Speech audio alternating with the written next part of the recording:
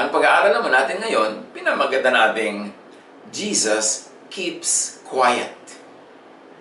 Pwede sigurong, Jesus keeps quiet? Bakit? Bakit siya nanahimik? Mark 14:55. Ang mga punong pari at ang buong kataas-taasang kapulungan ng mga Hudyo ay naghanap ng maipaparatang kay Jesus upang siya'y maipapatay. Ngunit wala silang makita. So alam-alam natin agad, there would be no objective trial. Nililitis si Jesus. The court was looking for evidences to condemn him. They were not looking for truth. So yung sinasabing lutong Macau na to, yung alam na ang result. Alam na natin kung saan pupunta ang usapan. So, nanahimik na lang si Jesus. The priest and the other religious leaders had already decided long ago to kill Jesus. Bago pa nila nadakip, Matthew 12:14, but the Pharisees went out and plotted how they might kill Jesus. Malaking tinik talaga sa lalamunan nila si Jesus. Kasi maraming itinuturo sa tao na nagpapalaya sa tao mula sa kontrol ng templo, mula sa kontrol ng tradisyon, mula sa pagpapahirap ng loob ng law, na siyang kinakatawan nitong mga priest na ito, at si Jesus naman ang mga tao pinapalaya, siyempre, on collision course yan. At dumating na nga, it came to a head, kaya ang Panginoon ay dinakip na at nililitis na.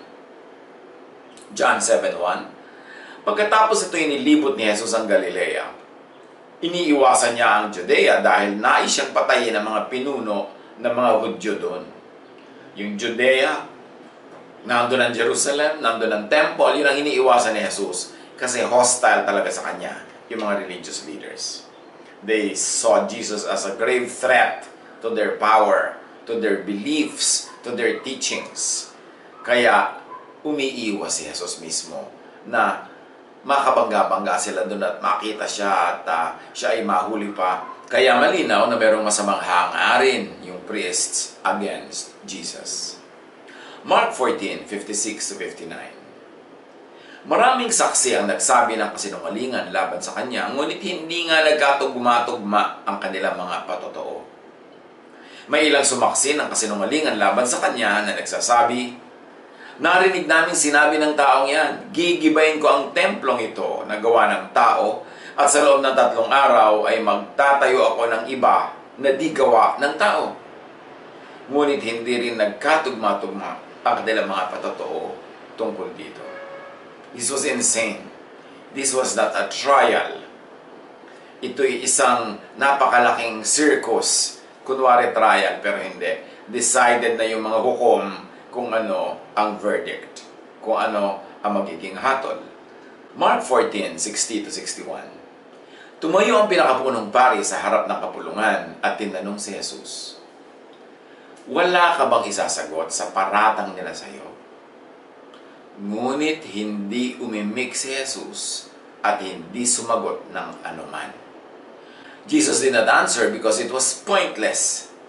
Because the court was not ready, willing, or able to listen. Because his words would only be maligned, twisted, and then used against him.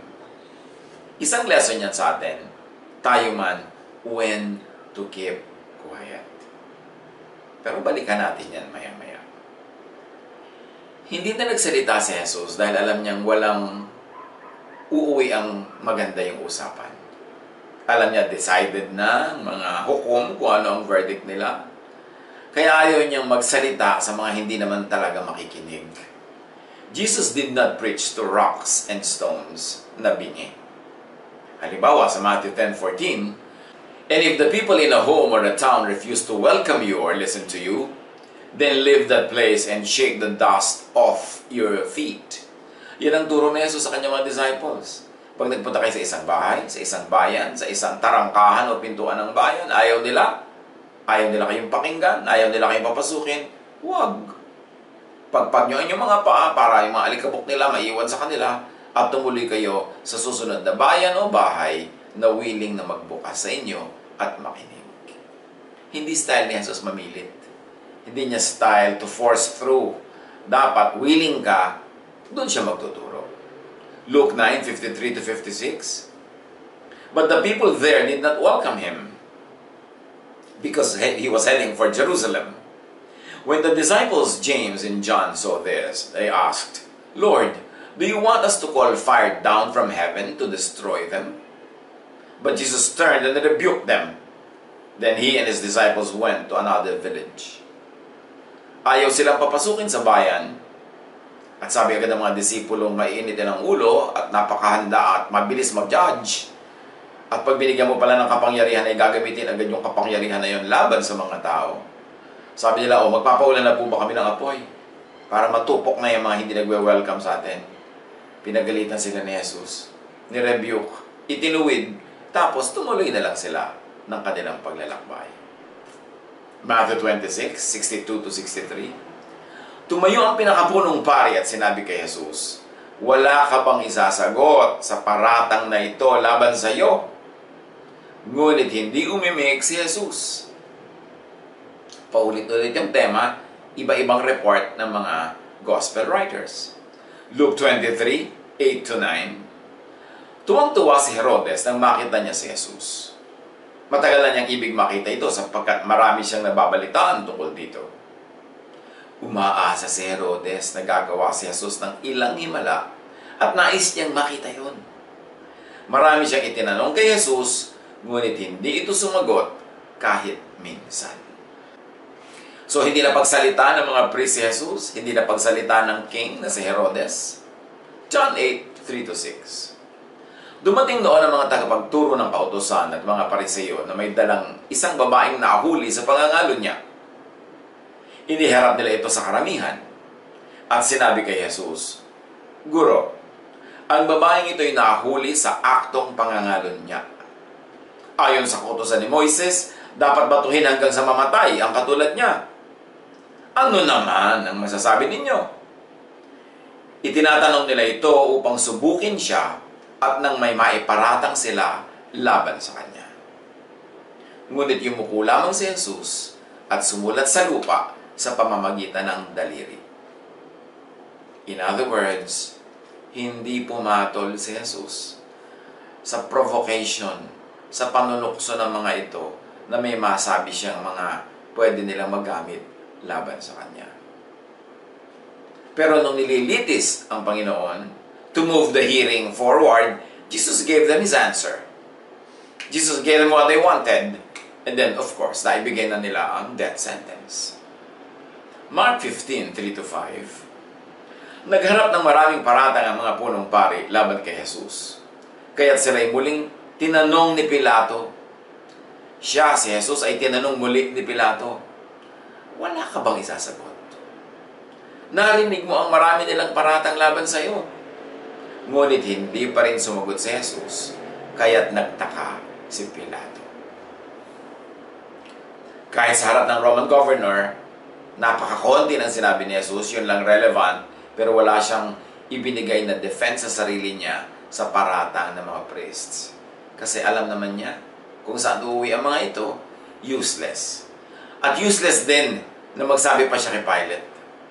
I-defend pa niya ang sarili niya, bigyan niya ng katwiran, kasi alam naman natin ang ginawa ni Pilate sa takot niya sa public opinion, sa takot niya na mag-riot yung mga tao, sa takot niya na ireklamo siya ng mga temple priest sa Rome. Naghugas na lang siya ng kamay kasi alam niyang mali ang kanyang hatol. Hinatulan na rin niya si Jesus ng kamatayan. So what's the point na kiusapin mo pa ang ganitong tao? It was pointless to answer. Pilate was not involved in the Jewish religious circus.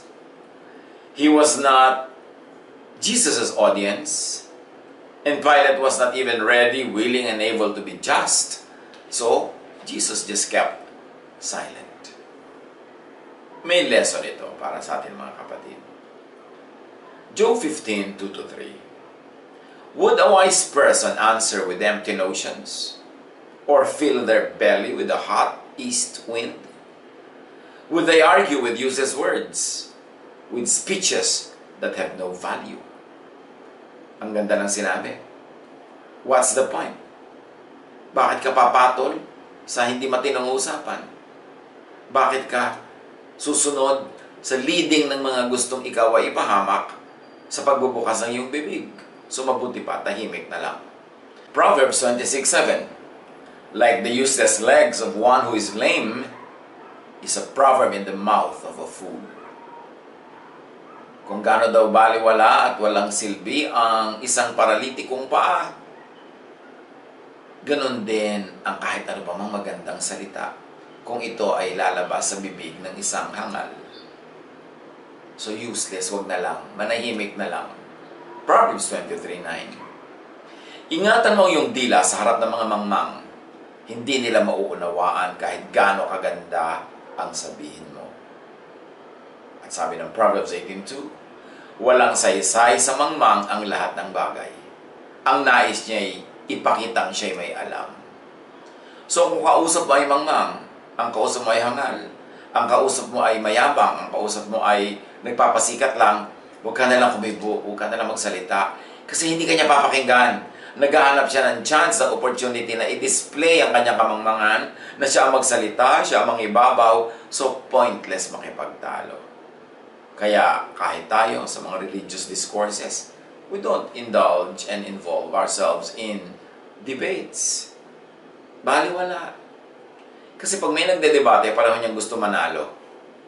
So pag may sinasabi ka, kahit maganda, kahit tama, kahit mainam, hindi nila papakinggan. Sisirain nila yon para sila ang manalo. O kaya hindi naman talaga sila nakikinig, nag-aabang lang ng pagkakataong maagaw nila yung mic at makapagsalita sila, maagaw nila yung space para yung bibig nila ay maisingit nila sa ere. So useless, don't speak. Ganon din yung mga mag-asawa nag-aaway. Bunganga ng bunganga yung isa, bunganga ka rin ng bunganga. Wala mangyayari. Wala naman nakikinig kundi kapitbahay. Lalo pag lockdown, quarantine, nag-away pa kayo, tapos may ding-ding dyan sa kabila, kapitbahay nyo na pala. Walang nakikinig sa inyong dalawang nagtatalo. Ang nakikinig, neighbor. So, importanteng manahimik na lang kung hindi handang makinig ang kausap. Ecclesiastes 9:17. The quiet words of the wise are more to be heeded than the shouts of a ruler of fools. So, pagka bulong lang, pero matalino ang nagsasabi, makinig ka. Pero kahit ipinagsisigawan, kung mangmang o hari ng mga mangmang, useless makinig. Yung iba sa atin talagang nagsisiksikan sa maliit na lugar. Or you are compelled to be together all the time, 24/7. Dapat magparaanan, magpasensyahan, huwag na magtalo. At kung meron mang point sa parang nakakatent makipagtalo, huwag na lang kumibo. This is not the time para magsalita ng mga bagay na hindi naman handang pakinggan ng pagsasabihan mo. Baka makapaglayo lang ng loob, makapagpalala ng sitwasyon, huwag na lang, tahimik na lang. At sa ating buhay, pang araw-araw, pag alam mong hindi open, huwag ka na lang magsalita. Sa mga pamilya, ganyan Meron ko minsan na nagtitinda siya, ng kung ano mga produkto niyang bilib na bilib siya. Pero ayaw naman siya pakinggan, ayaw siyang paniwalaan, huwag mo na lang ipilit yung product mo, kahit bilib na bilib ka dyan. O kaya, paniwalang-paniwala ka sa church niyo. Kayo naman pamilya, iba-ibang churches ang ina-attendan. Pinagpipilitan mo yung preacher mo, teacher mo, ang pinakamagaling. Hindi naman sila nakikinig, nakatingin sa langit, nakatingin sa loob ng kuko nila, habang nagsasalita ka, nakatingin sa bulaklak, huwag ka nilang kumibo. Walang kakauwian ang pagbubuka mo ng bibig. We must learn to be silent at the right time, tulad ng itinuro ni Jesus. You may not answer when there would be no objective listening or trial. When the court is not ready, willing, or able to listen. When your words would only be maligned, twisted, and used against you. Kaya yung mga kuminsan sa social media, may sasabihin yung pastor mo na nagustuhan mo. Pagkatapos i-repost mo, i-share, i-forward sa iba, inihahanap mo siya ng away. Halimbawa, sinabi ng pastor mo na ang gusto niyang magandang kulay, pula. Tapos meron kang kaibigan na ang gustong kulay, green. Talaga, ipopost mo pa, ipo-forward mo, i-share, tapos sasabihin mo, ano talaga magandang kulay? Di ba, pula? So yung kaibigan mo na hindi kilala yung pastor mo, magagalit doon sa pastor mo, aawayan siya, sisiraan siya, pipintasan siya, dahil pinapasok mo sa gulo. Ganon din yun. Quiet ka na lang kung alam mong ayaw. Yung iba naman, alam na nila na hindi matutuwa yung pagsasabihan. Gagamit pa ng ibang tao na nagsabi noon, i-quote nila para yung ibang tao ang malagay sa gulo. In the same way, huwag ka nalang kumibo. Kung yung pagsasabihan mo talaga ayaw makinig, away lang ang pupuntahan niyan. Yung ayaw maniwala, yung ayaw makinig, ayaw sumunod, sabi nga sa Laguna, hayaan mo sila, huwag mong pilitin. Amos 3:3, do two walk together unless they have agreed to do so? The answer, of course, is no. Two people won't walk together unless they agree. So, kung hindi rin lang kayo mag-agree, don't walk together. Don't even talk. Don't even explain. Sayang lang ang pagod, baka lumala pa ang sitwasyon. Huwag nang kumbinsihin yung ayaw magpakumbinsi. Huwag pilitin, huwag suyuin para mo lang mapasunod. Useless magsalita sa ayaw makinig. Yan man ay politics, yan man ay religion. Kaya ang dami-dami mga magkakaibigan, nagkahiwa-hiwalay na, nag-block, nag-unfriend, dahil sa political issues, dahil sa religious issues. Kasi ayaw nila makinig sa sinasabi mo. Sabi ka pa ng sabi, iba-block ka na lang. O sila iba-block mo dahil post sila ng post ng ayaw mo. You see? Dapat huwag ka mag-preach sa bato. Kasi yung bato walang tenga. Sayang ang pagod mo. Tatalbog lang yung salita, magiging echo, sa'yo babalik. Useless magsalita sa ayaw makinig. Unless yung ayaw makinig na yun ay anak mo. Magsalita ka pa rin kasi anak mo yun eh. O kaya sakop mo, empleyado mo, worker mo, ayaw makinig, abay dapat silang makinig. Kung ikaw yung manager, ikaw yung supervisor, ikaw yung nakakatanda, ikaw yung magulang, abay dapat sila makinig kahit ayaw nila makinig. Ibang usapan yun. Hindi pwedeng, ayaw makinig, wag na lang. Maraming mga magulang, ganyan ngayon eh. Pag ayaw pakinggan ng anak, hindi na lang kumikimbo. Abay, ikaw ang magulang, hindi ka kabarkada, hindi ka kaibigan, magulang ka. So, magsalita ka pa rin. At yung mga subordinates, mga anak, abay, dapat makinig kayo pag pinagsasabihan kayo ng nakakatanda o nakakataas. Importante yun. Pero, tulad ng example ni Jesus, napatunayan sa maraming instances, speech is silver, silence is gold. So, matuto rin tayong manahimik. Lalo ngayon sa lockdown, lalo sa quarantine. Baka naman merong member dyan ng family na sobrang ayaw pa rin tumigil ng kabubunganga. Wala nang choice yung mga tao, kundi madinig ka. Torture na torture niya, baka lumabas na lang. No, hindi bali nang mahawa ng mga mikrobyo. Makatakas lang sa pagbubunganga ng isang kasama sa bahay. Please, preno-preno, matuto mula kay Jesus. Be silent. Pagpahingahin ang tenga ng ating kapwa. Kahit pa nga naniniwala tayong punong-puno tayo ng karunungan, nag-uumapaw tayo ng wisdom, there's also a time to be silent and there's a time to speak. God bless all of us.